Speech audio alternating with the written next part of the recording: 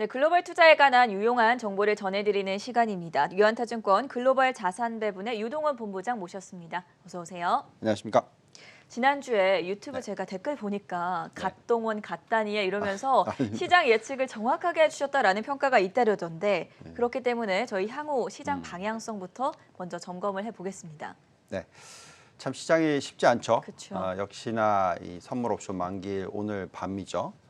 미국의 선물 옵션 만기일까지는 변동성이 있을 것 같다라는 말씀을 드렸는데 어저께 일어났습니다. 네. 미국 증시가 거의 뭐 나스닥, 중소형주 다 3% 가까이 하락하는 모습 보여주면서 계속적으로 변동성이 일어나고 있습니다. 자, 그렇지만 어쨌든 FOMC 미팅이 지나갔고요. 또 미국의 선물 옵션 만기는 오늘 저녁에 끝날 거고요. 그리고 나면 시장의 반등이 일어날 수도 있다라고 말씀을 드립니다. 물론 또 좀 더 이어져서 1, 4분기 실적 발표될 때까지의 변동성을 야기할 수도 있습니다만 어쨌든 시장의 방향성 자체는 하락이 아니라 지금은 변동성 그리고 다시 상승을 할 수 있다라고 예상을 하고 있습니다. 그래서 지금 이런 시점에서의 글로벌 투자 전략을 세워보는 게 굉장히 중요하겠죠. 네. 그래서 몇 가지 결론을 먼저 말씀을 드리겠습니다. 우선 우리가 계속 얘기하고 있는 경기 민감주, 경기가 회복한다는 건 사실이죠. 그렇기 때문에 금리가 빠르게 올라가는 것이고요. 예. 그렇다 보니까 중소형주 투자에 대해서 얘기를 해드리고 있고 러셀 2000에 대해서 관심을 가지자라고 말씀을 드리고 있습니다. 자, 그런데 그쪽만 투자하는 것이 아니라 대형 성장주 그리고 중소형 가치주 이런 식의 투자를 하자라고 말씀을 드리고 있습니다. 그다음에 이제 경기 민감주에 대해서 자세히 들여다봐야 될 텐데 많은 분들이 원자재 가격 상승 때문에 유가 관련주도 얘기하셨어요. 뭐 워런 버핏께서 그 쉐브론을 샀기 때문에 네. 또 유가 관련주들 얘기하셨지만 또 오늘 폭락이 있었습니다. 자, 결국은 이 경기 민감주도 가치주도 무조건 사면 되는 게 아니라 결국 선택과 집중이 중요하다는 말씀을 드리고 있고요.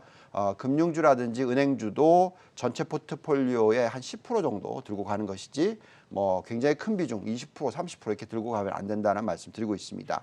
자, 그다음에 이제 원자재 슈퍼사이클 부분에 대해서 말씀을 드려야 되는데 네. 미리 결론 내리기는 어렵습니다.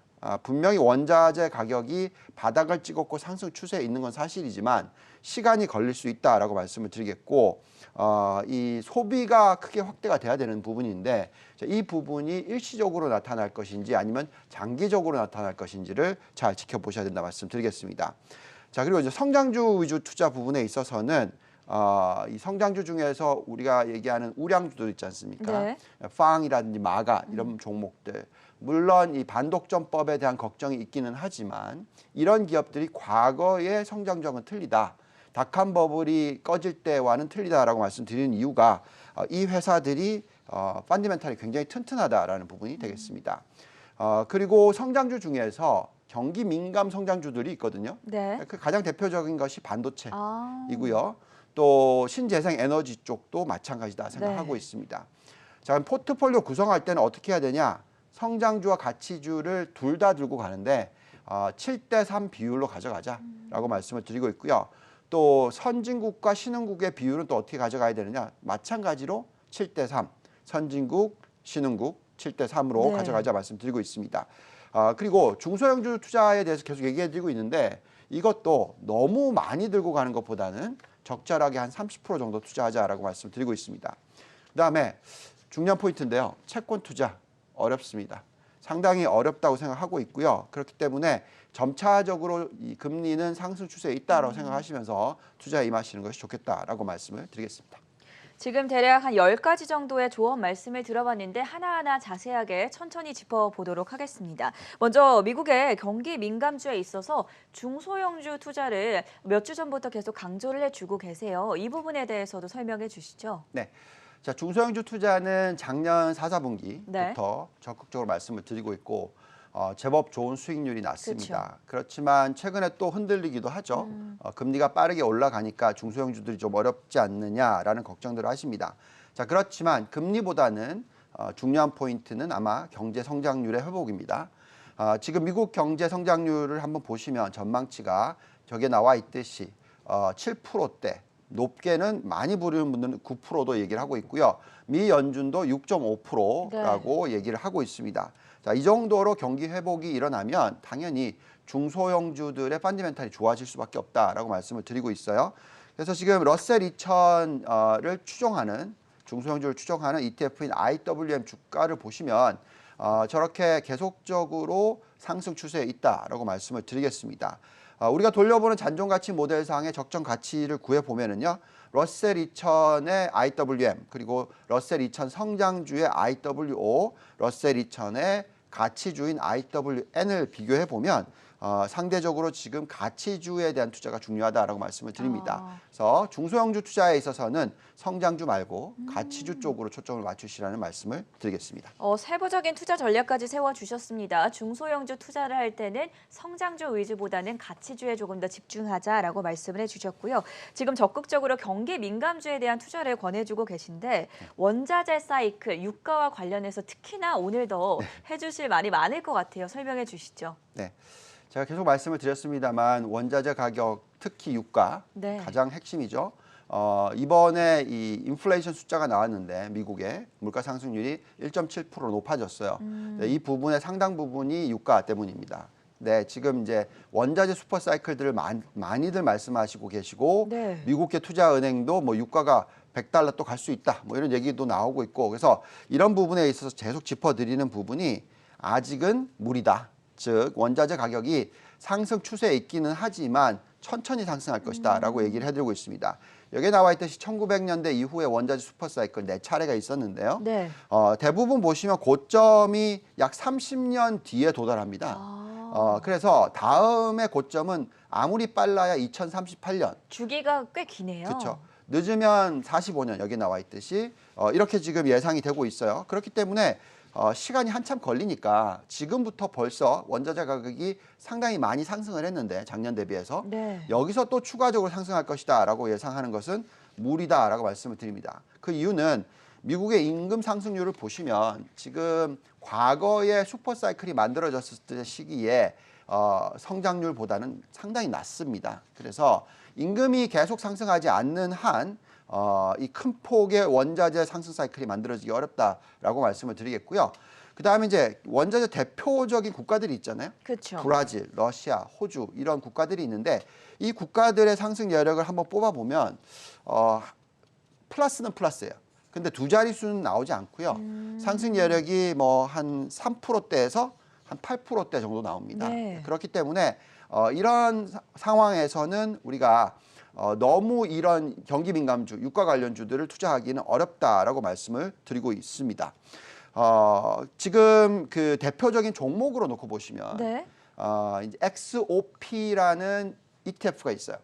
이 ETF를 저희가 이번 주에 계속 말씀을 드렸습니다만 상승 여력이 전혀 안 나온다.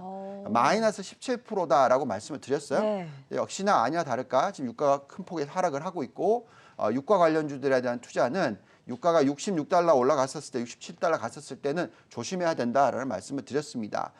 그렇지만 개별 종목으로 놓고 봤었을 때, 뭐 엑슨모빌이라든지 쉐브론이라든지 이런 쪽을 들여다보면 어느 정도의 상승 여력은 나타나기 때문에 결국 이 유가 투자에 있어서는 선택과 집중이 중요하다. 원자재 투자에 있어서는 선택과 집중이 중요하다라는 말씀을 드리겠습니다. 유가 관련주 투자는 조금 소극적으로 임하고 원자재 관련 투자는 선택과 집중이 필요하다라고 정리를 해볼 수 있을 것 같아요.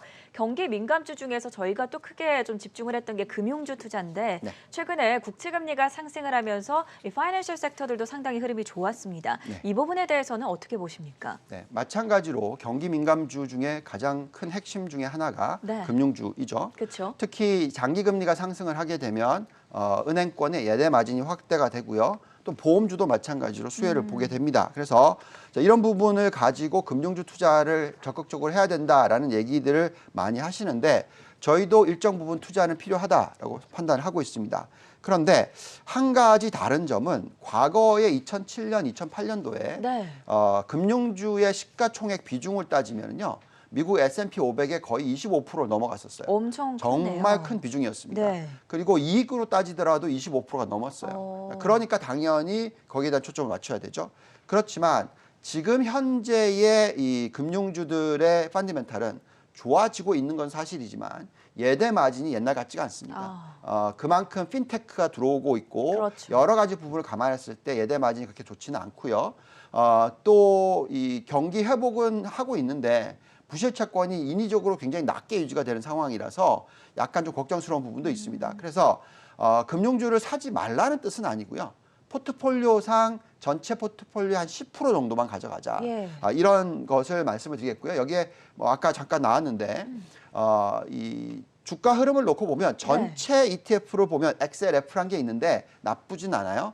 그렇지만 선택과 집중을 해야 되는데 가장 좋아 보이는 종목이 JP 몰건이라든지 고드만삭스 이런 대표적인 종목이다 네. 말씀을 드리겠습니다. 지금 금융주 그리고 원자재 섹터, 경기 민감주 중심으로 저희가 살펴봤는데 여전히 결론으로 귀결해 가자면 성장주 투자가 제일 중요하다라고 정리를 해볼 수가 있을 것 같아요. 마지막으로 성장주 투자 전략도 함께 세워주시죠. 네. 자, 요즘에 성장주, 가치주 논란이 분분합니다만 요즘에 그런 게 사실 큰 의미가 없습니다. 왜냐하면 결국 실적이 제일 중요하고요. 우리가 성장주를 투자라 하라라고 말씀을 드리는 이유는 그만큼 대표적인 성장주라고 하는 대형주들의 펀더멘털이 워낙 좋다 보니까 그렇다고 말씀을 드릴게요. 지금 그 전체적으로 이 기업들의 이익 수익률을 보면 과거 닷컴 버블이 붕괴됐던 시기하고는 천지차이다라는 얘기를 계속 해드리고 있어요. 그때는 정말 펀더멘털이 안 좋았습니다. 근데 지금은 빵이든 마가든 대표적인 대형 성장주들의 펀더멘털이 너무나 좋아요. 그래서 지금 나스닥이 3%까지 이렇게 빠지잖아요. 이런 부분이 인위적이다라고 볼 수도 있어요. 결국 금리가 아무리 빨리 올라간다 하더라도 아직은 1.7%대라는 것은 낮은 금리입니다.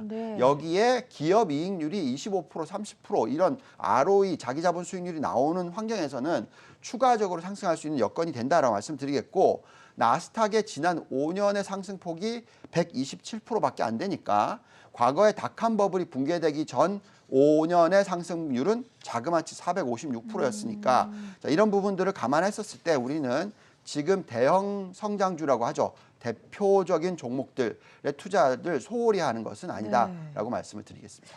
오늘도 아주 깔끔하고 논리적인 해외 주식 투자 정보 자세하게 전해주셨고요. 지금까지 유한타증권의 유동원 본부장이었습니다. 감사합니다. 감사합니다.